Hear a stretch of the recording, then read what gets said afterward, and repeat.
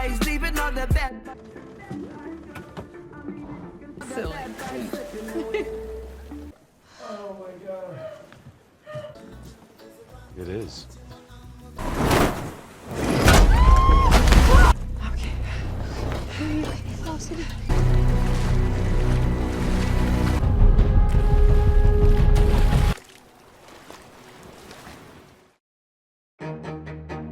Assalamualaikum warahmatullahi wabarakatuh. Halo teman-teman semuanya, kembali lagi bersama channel Misbar. Kali ini aku akan menceritakan film Dangerous Water, bercerita tentang perjuangan seorang cewek saat liburannya bersama mamahnya di tengah lautan, harus berhadapan dengan ganasnya lautan, dan mereka juga harus berjuang dari pecinta ventilving. Gimana ceritanya? Sebelum lanjut jangan lupa like, komen, share, dan subscribe ya sob, biar kalian gak ketinggalan video terbaru dari channel Misbar.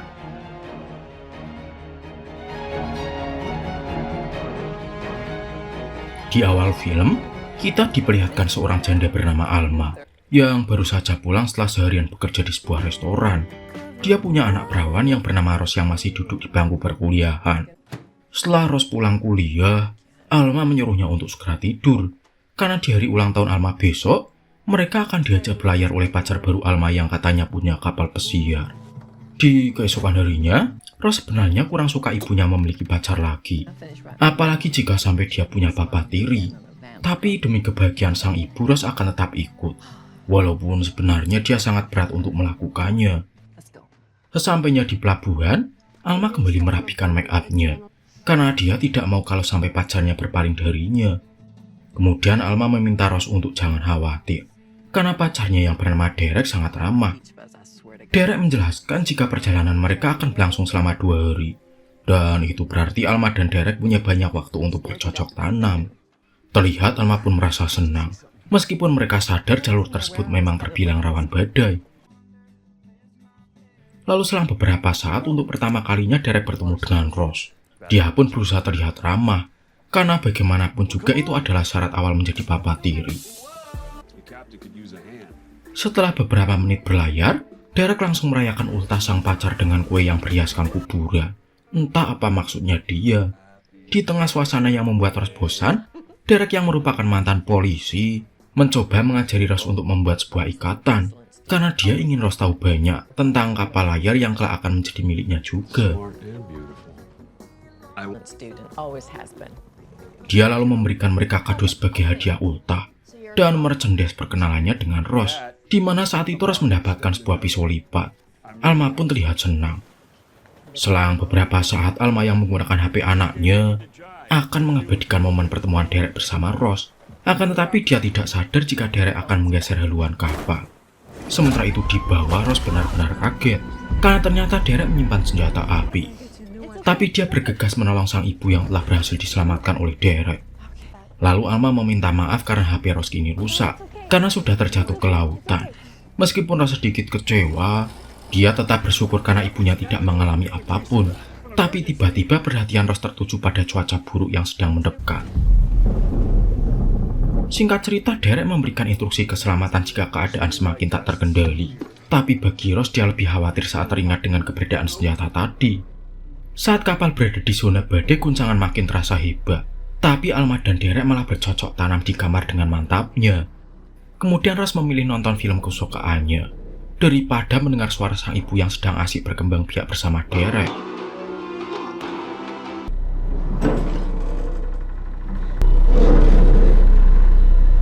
Oh my god, you're so fucking sexy.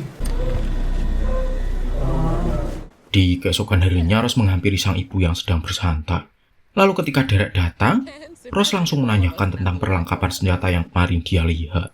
Derek kemudian menjelaskan jika semua itu memang bagian dari pekerjaannya, yang kini seorang tentara pasukan khusus. Rose pun kemudian meminta Derek untuk mengajarinya cara menembak.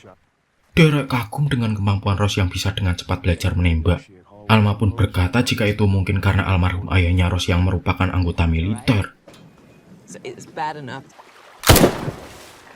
One more, Mom. You know her daddy was a soldier, right? We used to just fight. Rosie!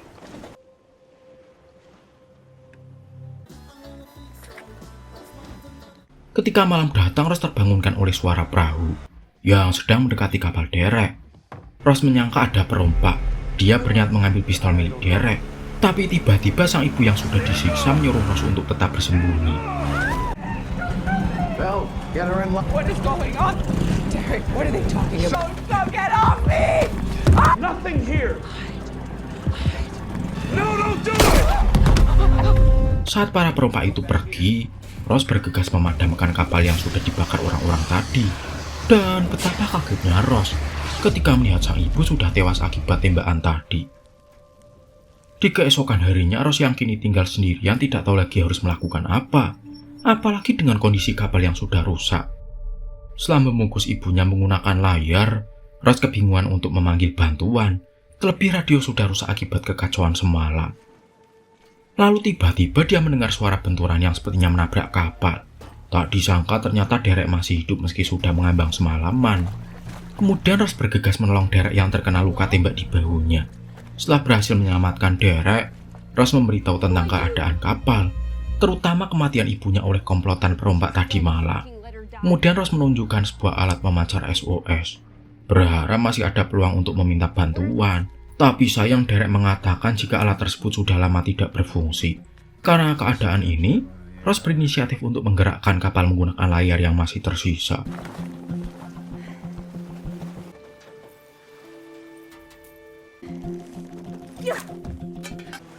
Di keesokan harinya, Ross berusaha menolong Derek yang sedang kesakitan karena luka tembaknya. Selain salvok dengan motif tato milik Derek, Ross juga penasaran dengan para perompak yang telah menyerang mereka.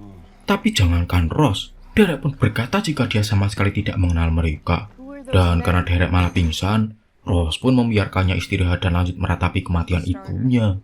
Ross benar-benar tak menyangka jika para perompak kemarin adalah teman-temannya Derek, karena mereka memiliki tato yang sama. Kemudian dia mengamankan Derek, takutnya kejadian kemarin adalah settingan semata. Tak lama kemudian Derek pun menghilang. Ternyata Derek bisa dengan mudah melepaskan ikatan buatan Ross. Kemudian Ross langsung mengungkapkan kecurigaannya bahwa para perompak itu adalah teman-teman Derek. Karena sudah ketahuan, Derek akhirnya menjelaskan jika orang-orang itu dulunya memang anggota polisi, tapi malah bergabung dengan komplotan gangster. Dan karena Derek tak mau disangka sekomplotan dengan mereka, dia pun berbohong kepada Ross. Derek kemudian meminta Ross bekerja sama untuk segera mencari bantuan, karena dia khawatir kapal mereka ke bawah arus hingga menuju lautan lepas. Terlebih menurutnya tambalan lakban buatan Ross tidak mungkin bertahan lama. Tapi ternyata kapal ini benar-benar sudah rusak. Dan itu berarti mereka hanya menggunakan layar berukuran kecil untuk mencari daratan sebelum kapal benar-benar karam. Saat Derek semakin melemah, dia menyuruh Ross untuk menjaga kemudi kapal agar tetap menuju ke arah timur laut. Karena kalau tidak mereka akan karam ketika mencapai Samudra Atlantik. Derek benar-benar marah, karena menurutnya mereka sudah berada di Samudra Atlantik. Apalagi mereka tak bisa putar arah, mengingat arus laut yang begitu kuat. Kemarahan Derek pun membuat Ross tentu saja ketakutan. We missed our chance! We're fucked! Why? We're headed into the fucking Atlantic! Jesus fucking Christ! Di hari berikutnya, Ross terlihat senang saat dia menemukan sebuah pulau. Dia pun bergegas menuju ke pulau tersebut. Berkat kesiapan Derek, Ross yang tak bisa mengaktifkan pelampung berhasil diselamatkan. Tapi karena Ross masih lemah, dia pun akhirnya kembali pingsan. Ketika sadar dari pingsannya, Ross heran karena tidak melihat skoci yang dia gunakan. Kemudian Ross mencari Derek di pulau yang sepertinya tak berpenghuni. Ternyata Derek baru saja menemukan air tawar untuk minum. Kemudian Derek mengajak Ross berkeliling untuk mencari sesuatu yang berguna. Akhirnya skoci yang berisi perbekalan pun berhasil mereka temukan. Keberadaan skoci itu tentu saja berguna, mengingat mereka tidak memiliki tenda.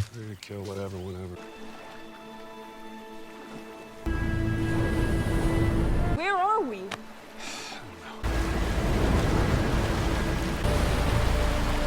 Get our strength up if we're gonna make it back to the boat before... Ketika malam datang, Derek menceritakan masa lalunya yang sebenarnya pernah bergabung dengan kelompok kriminal. Akan tetapi itu tak berlangsung lama, karena pimpinannya atau kapten yang sangat sadis dan merupakan pencinta segitiga bermuda milik para wanita. Derek juga menyebutkan jika sosok kapten itulah yang telah menembak ibunya Ross. Mendengar kabar tersebut, Ross yang emosi bertekad untuk menghabisi kapten. Akan tetapi niatan tersebut tentu saja menurut Derek sangat konyol. Derek kembali mengajarkan Ross cara membuat ikatan yang lebih kuat. mengingat ikatannya yang kemarin mudah dilepaskan. Keberadaan pemancar SOS yang katanya rusak tentu saja membuat Ross heran. Untuk apa Derek tetap membawanya? Kemudian Derek berkata jujur bahwa sebenarnya alat tersebut masih berfungsi dan bisa mendatangkan tim SAR. Lalu ketika Ross sudah benar-benar terikat, Derek mengakui jika dia memang cinta kepada Alma. Tapi ketika melihat Vokong kenyal milik Ross, dia kepikiran untuk memberikan Ross kepada si kapten. Setelah semuanya terungkap, Ross mengancam Derek untuk segera mengaktifkan pemancar SOS. Akan tetapi dia tidak sadar jika pistol yang dia dapatkan belum terisi peluru.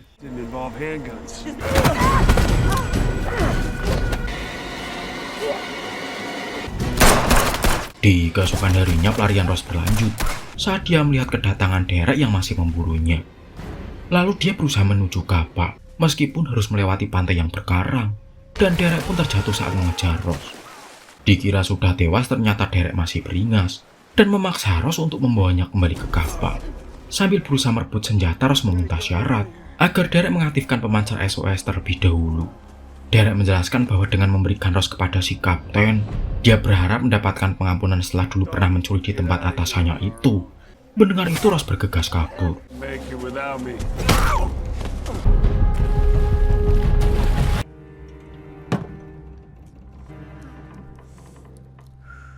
Saat kebocoran hampir menenggelamkan kapal, Ross bergegas mengambil perbekalan, dan dia juga menenggelamkan jasad ibunya.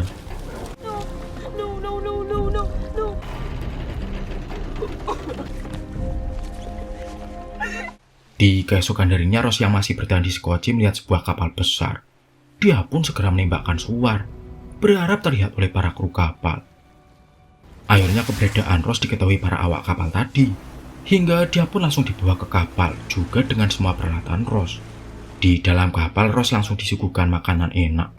Meskipun sebenarnya dia was-was, karena para awak kapal terlihat kekar, yang tentu saja bikin Ross agak bergairah melihatnya. Lalu tiba-tiba datanglah seorang wanita, yang sepertinya sudah lemas digarap para pria di sana. Tak lama kemudian Ross melihat seorang pria berkepala gundul, dan dia ingat pria tersebut adalah salah satu komplotan yang menghabisi sang ibu. Dia merasa yakin jika dirinya sedang berada di kapal atasan Derek. Ross memikirkan cara untuk bisa membalas perbuatan si kapten, karena bagaimanapun juga pria itu adalah orang yang telah menghabisi ibunya. Singkat cerita, Ross berdandan sebohai mungkin untuk mencari perhatian si kapten. Lalu dia bergegas menuju ruang kendali tempat sang pemilik tongkol berurat. Si kapten benar-benar terpesona oleh ventil berwarna pink milik Ross, yang membuat batang tongkolnya langsung menggeliat. Ross terus menggoda si kapten. Semua ini harus dilakukan agar dia semakin dekat, hingga bisa dengan mudah menghabisi si kapten. Seems pretty easy. Turn it slower. Saat si kapten sudah tak tahan lagi, dia bilang ingin mengambil sutra terlebih dahulu. Keadaan ini pun dijadikan Ross kesempatan mengambil sebuah kunci Inggris untuk segera mengejar sang kapten dari belakang. Did you wash your cut? Because a coral cut? Just went through the control room. Nothing.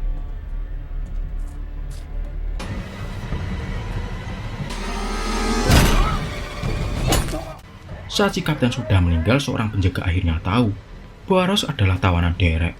Lalu dia memanggil teman-temannya untuk segera menangkap Ross. Melihat si wanita yang tadi, Ross menanyakan senjata miliknya yang telah disita oleh anak buah si kapten.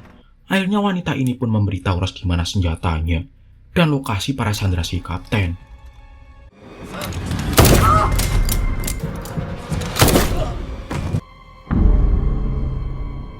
Stay where you are.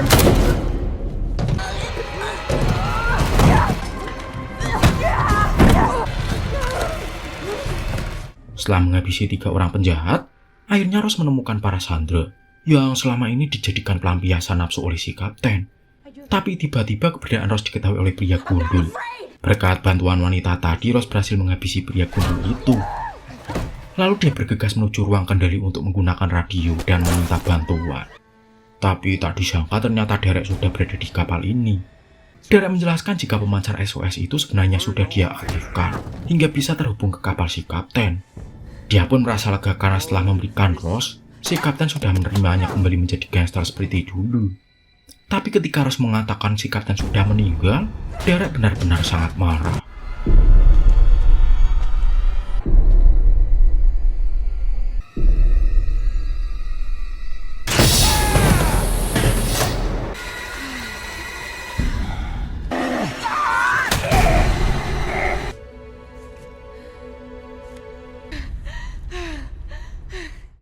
Setelah bertarung dengan Derek, akhirnya Rose pun berhasil menghabisi Derek dan semua para penyuka Ventil Fink.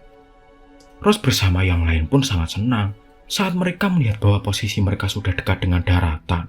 Hingga di keesokan harinya mereka bisa diselamatkan kepolisian. Lalu, film pun akhirnya selesai.